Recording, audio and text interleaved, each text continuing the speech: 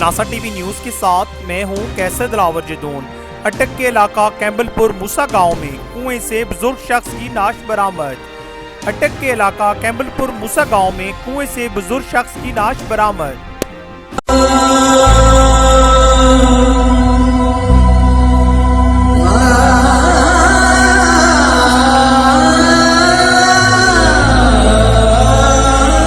लाश की इतला मिलने पर रेस्क्यू 112 मौका पर पहुंच गई, जिन्होंने कार्रवाई करते हुए लाश को कुएं से निकाल लिया।